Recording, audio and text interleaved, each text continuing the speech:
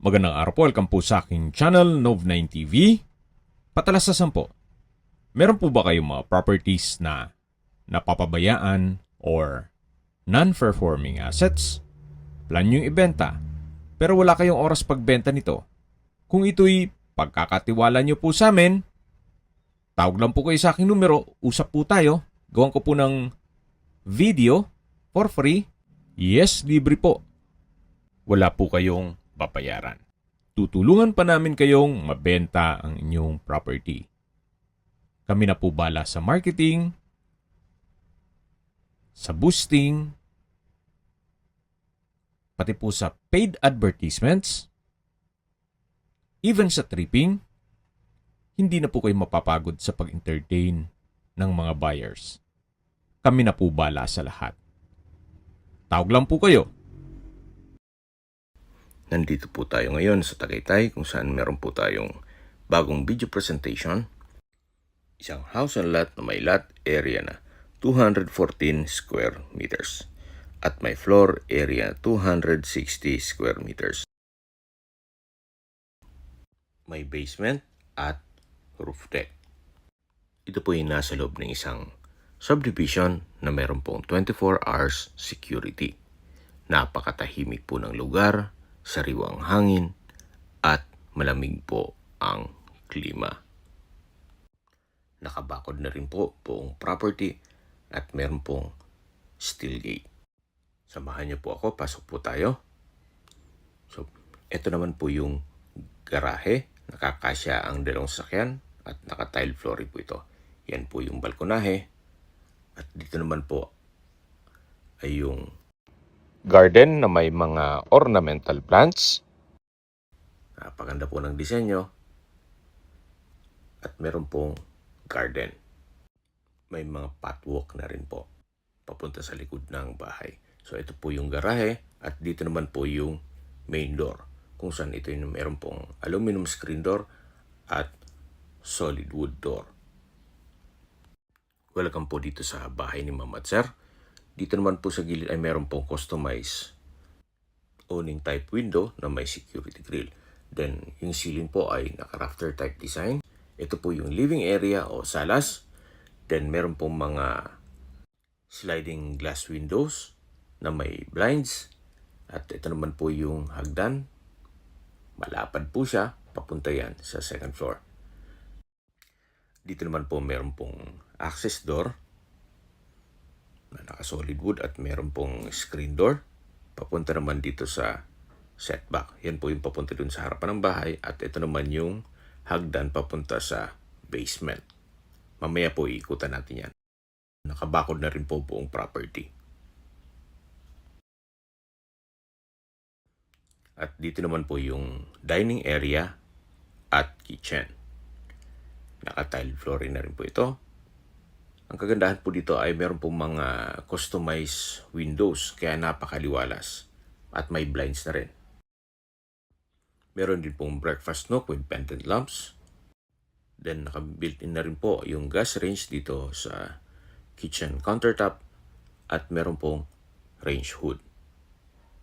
Meron din po itong mga kitchen cabinets and drawers at storage ng kitchen utensils. Ito naman pong mga built-in, siyempre kasama na po yan. Meron din po itong stainless sink with faucet. At pong cabinets ay naka-soft close hinges. Then naka-tile flooring na rin po dito.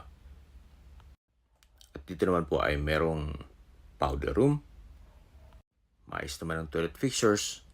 Naka-tile bathroom wall at meron pong bathroom window na may blinds na rin po ito. So, ito po ulit yung kitchen. At yan yung breakfast nook, then kitchen countertop. Ito naman po yung understairs storage na ginawang pantry. So, na-maximize po ni owner yung espasyo. May mga wooden shelves at sa dulo po ay may stock room na rin. Kung meron man po kayong PWD or senior citizen sa pamilya, meron pong room para sa kanila.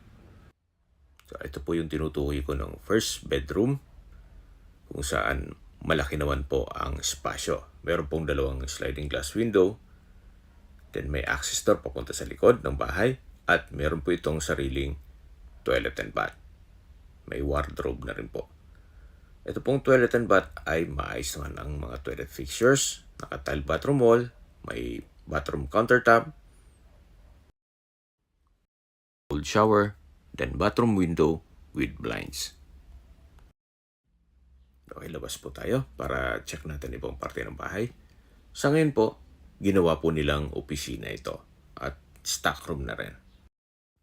Paglabas niyo po ng kwarto, dito po sa kabilang side ay yung pantry at dito naman yung formal kitchen.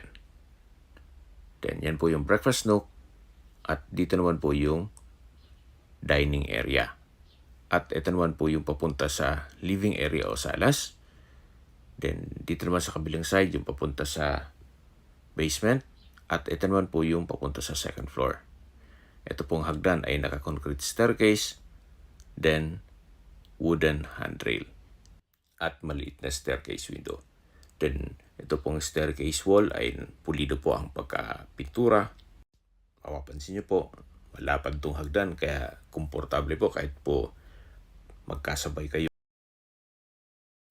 ay kakasya po kayo. Check po muna natin itong unang kwarto dito sa second floor. Ito pong unang kwarto dito sa second floor ay napakalaki po ng espasyo. Maayos ang pintura ng ceiling at wall, naka-wooden design tiled flooring, may mga pin lamps, at meron pong customized glass window. Yan po yung access door papunta sa terrace at meron po itong sariling toilet and bath. Ito pong toilet and bath ay naka-tiled bathroom wall, may isang toilet fixtures at may bathroom window. Dito po sa access door, may mga nakaharang na gamit kaya hindi tayo makalabas dyan. Siguro upon tripping, maayos po yan. Yan po, tunghayan nyo itong unang kwarto. Meron pong from floor to ceiling na wardrobe at malaki po ang espasyo nito. So paglabas nyo po, yan po yung hallway at yan po yung access door papunta sa roof deck. Mamaya po, iikutan natin yan. So yan po yung hagdan. Then, ito naman po yung hallway papunta sa ibang kwarto. Check po muna natin itong pangalawang kwarto. So malaki din po ang espasyo nito. May center lamp, may pin lamp, then wooden design ng flooring. Kung big family po kayo, pwede na po ito sa inyo. Meron na rin pong from floor to ceiling na wardrobe na naka soft close hinges. Meron din po itong sariling toilet and bath. Ito pong toilet and bath ay maayos naman ang toilet fixtures, naka-tile bathroom wall, may sariling bathroom window at naka-blinds na rin po ito. Halos lahat pong kwarto ay meron pong maliit na balkonahe. At ito po yung access door. Meron din po itong aluminum screen door. Yan po yung kapaligiran.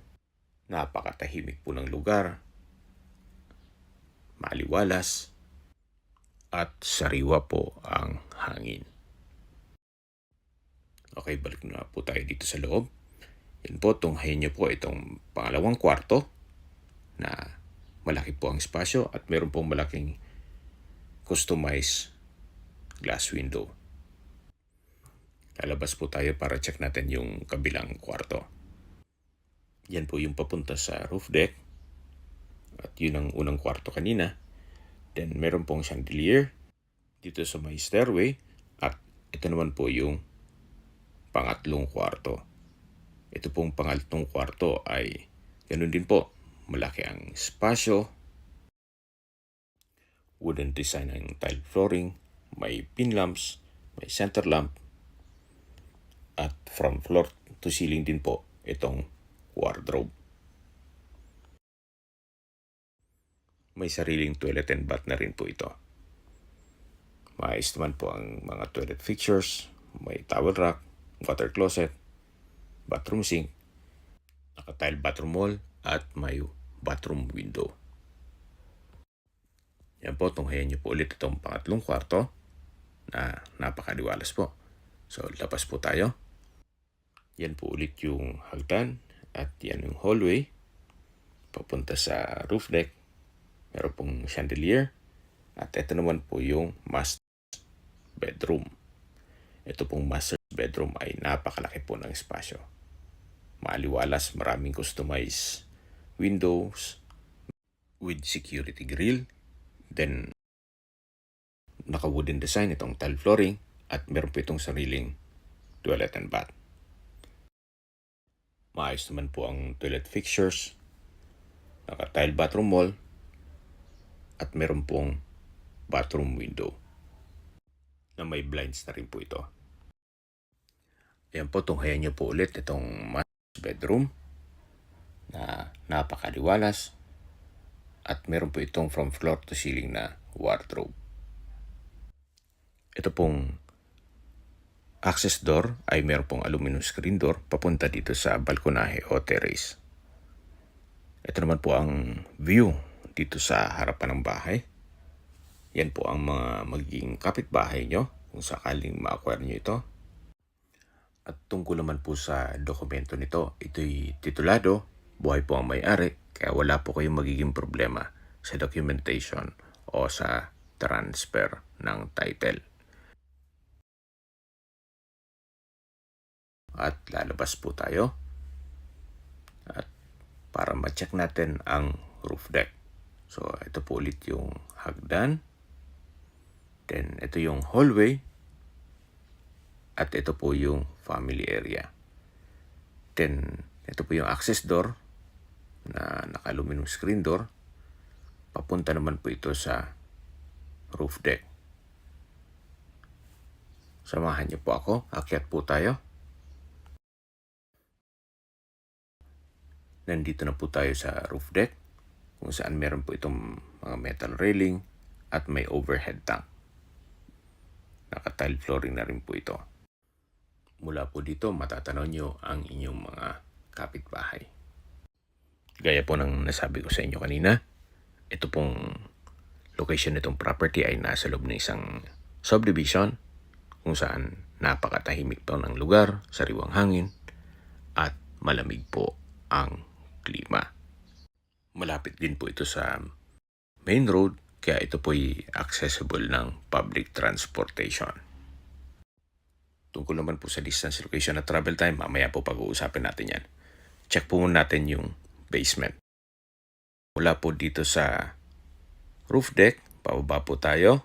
Ito po yung hallway dito sa second floor. Yan po yung mga kwarto. At ito po yung hagdan. Galing na tayo dito kanina. Bababa po tayo.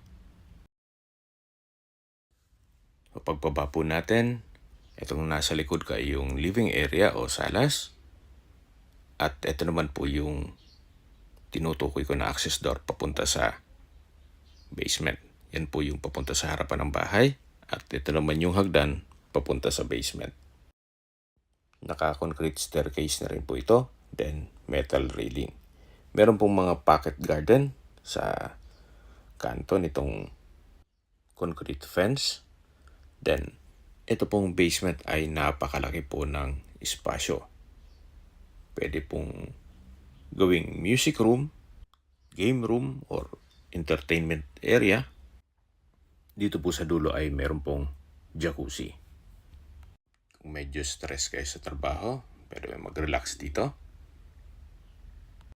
Or kung pwede nyo rin po itong i-convert sa Airbnb para maging income generating. Total, hindi naman po kailangan pumasok pa sa loob ng bahay. May sarili po itong daan papasok dito sa basement. Meron po itong sariling toilet and bath. Maayos naman ang toilet fixtures, naka-tile bathroom wall, at meron pong overhead shower. Meron din po itong bathroom window with blinds. Kung sakali pong nasa ibang bansa pa po kayo at hindi nyo pa naman kailangan, pwede naman po itong maging income generating itong area to pag pinasok nyo sa Airbnb. So, paglabas nyo po, meron pong setback naman dito, then another stairs. Akyat po tayo. Samahan nyo po ako. Pag akyat nyo po dito, ay ito po yung sa likod ng bahay. Na may mga patwalk, then ito yung concrete fence. Ang labas naman po nito ay yung garahe. At ito naman yung papunta sa formal kitchen. Ito naman po yung part nung first bedroom dito sa ground floor. Ito po yung covered car garage na kakasya dalawang SUV at yan po yung steel gate o entrada ng bahay. Recap po tayo sa mga mahilig mag-skip ng video. Ito po yung para sa inyo. Ito pong property ay located po sa Tagaytay sa isang subdivision na meron pong 24 hours security. May lot area na 214 square meters at may floor area na 260 square meters, more or less. Ito po ay 2-year-old, well-maintained, kaya ready for occupancy. Habang pinagmamasdan niyo po itong buong property, pag-usapan na natin ang distance, location, at travel time. So, mula po sa Picnic Grove, isa sa pasyalan dito sa Tagaytay, ang distance is 3.8 kilometers at ang travel time is 10 minutes. Mula naman po sa ina ng laging Saklolo Church, ang distance is 2.5 kilometers at ang travel time is 7 minutes. At mula naman po sa Starbucks downhill, ang distance is 1.4 kilometers at ang travel time is 9 minutes. Mula naman po sa Tagaytay Rotonda, ang distance is 2.9 kilometers at ang travel time is 12 minutes. Sa Tagaytay Rotonda po ay kumpleto na rin gaya ng mga malls, hotels and restaurants, banks, supermarket, schools, church, at hospital. Yan po yung lagi kong binabanggit sa inyo na dapat nyo i-consider sa paghanap ng property yung meron pong malapit na hospital. Hindi ko naman po sinasabing sakitin kayo. Yun naman po ay for emergency purpose lang naman.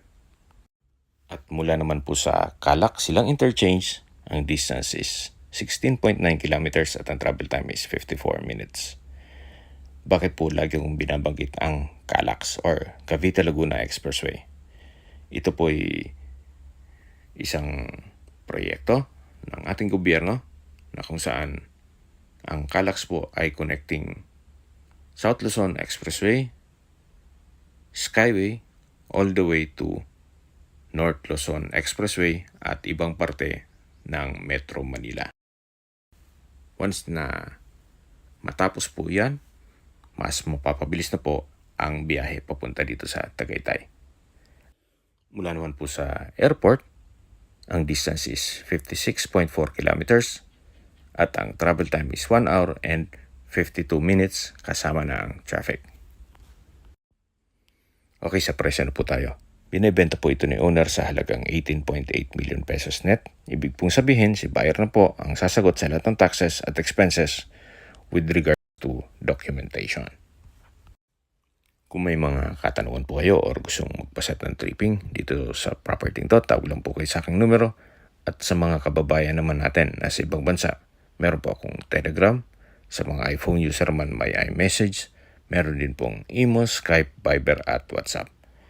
Same number lang po, 0917-316-3399. Sa mga nagtatanong naman po ng aming Facebook, meron po aming Facebook page na Nov9TV at Facebook Real Video. Meron din pong TikTok at Instagram.